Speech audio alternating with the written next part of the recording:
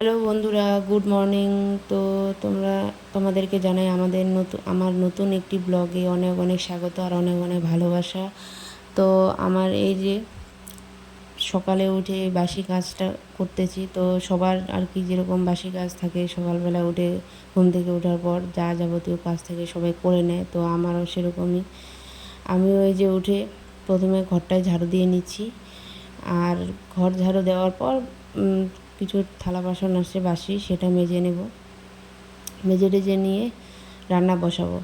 মানে কেউ আর কি সকালবেলা বাসি কাজটা সেরে স্নান টান সেরে একবারে দুপুরে রান্না বসায়, তো আমার তো আবার সেরকম হবে না। আমার 10টার মধ্যে যেহেতু কাজে যাবে, সেই জন্য আমার সকাল সকাল রান্না করতে হয়। আর যেহেতু উঠতে উঠতে আমার 6:30 7টা বেজে যায়, তো একটুখানি তাড়াহুড়োই হয়। তো এই যে প্রথমে তাড়াহুড়ো করে ঘরটা ঝাড়টা দিয়ে নিয়ে এখন আমি সিঁড়ির মধ্যে জল দিব। আর সিঁড়ির মধ্যে হয় কি, আমাদের বাড়িতে একটা কুকুর আছে, তো প্রত্যেক দিন এই সিঁড়ি আমরা যখনই দরজা বন্ধ করে শুয়ে পড়বো তখনই সিঁড়ির মধ্যে উঠে শুয়ে থাকবে। সেটা বৃষ্টি হোক আর বা বৃষ্টি না হোক। বৃষ্টি হলে তো মানে একটুখানি বৃষ্টি হলে আমরা যদি যখন মানে মানুষগুলো যখন শুবও না তবুও সিঁড়ির মধ্যে উঠে বসে থাকে। তো তখন আর কি দেখলে তখনও জল দিয়ে দিই।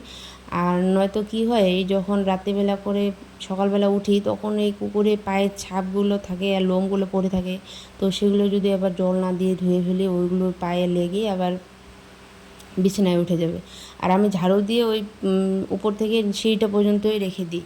ওই নিচের সিঁড়িটা আবার ঝাড়ুতে লাগাই না। তো ঝাড়ুটা লাগালে কি প্রত্যেক দিন আবার ঝাড়ু দিতে হবে, তো ওই জন্য ঝাড়ুটা ধুই না, একবারে সিঁড়ির মধ্যে জল দিয়ে নিই। তো আমার এই যে কথা বলতে বলতে আমার এদিকে থালা বাসনও মেজে নিয়ে আসা হয়ে গেছে, আর এদিকে জল টল নিয়ে এসে মুখ টুক ধুয়ে ভাতটাও বসিয়ে দিলাম। তো এই যে চলো এখন আমি ভাতটা বসিয়ে দিই।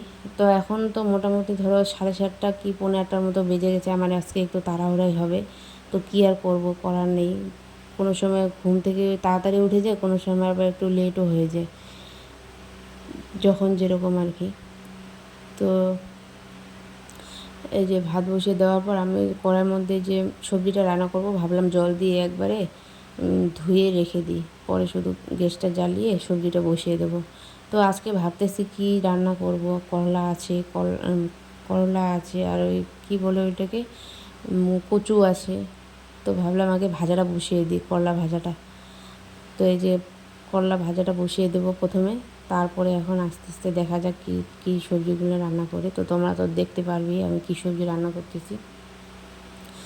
তো এইদিকে আবার আমার ছেলে ঘুম থেকে উঠে এসে আমার সামনে এসে করতেছে, আবার বসলো একটুখানি। এই যে করলার মধ্যে হাত দিয়েছে, দেখলে হাতে নোংরা লাগছে কিনা। ও যদি ঘুম থেকে উঠলো তাহলে মানে শুরু, এটা নাড়বে ওটা নাড়বে, মানে চুপচাপ একটুও থাকে না। কী আর বলবো, এখানকার জিনিস ওখানে নিয়ে যায়, ওখানকার জিনিস এখানে নিয়ে আসে। আর আমি কোনো সময় ঘরের মধ্যে ওই যে নোংরা ফেলা বেলচাটা যে আসে ওইটা ঘরের মধ্যে রেখে দিই, ওই বেলচা নিয়ে গিয়ে কী করে বিছানায় রেখে যায়। তো কী করব, ওখান থেকে উঠে নিয়ে আবার জায়গা মতন রাখি, আবার ওইটা নিয়ে যায়। তো আর কী করব। তো এই যে করলা ভাজা কেটে ধুয়ে ওইটা করলা ভাজাটা বসিয়ে দিলাম। বসিয়ে দিয়ে এদিকে আবার আলু কাটতে নিলাম। তো এইদিকে আমার করলা ভাজাও হয়ে গেলো, আর এদিকে আলু ভাজাটা বসিয়ে দিয়ে দিলাম। তো ভাবলাম আগে ভাজাগুলো রান্না করি, করলা ভাজা, এই আলু ভাজা, আর এখন এই যে কচুটা কেটে নেব।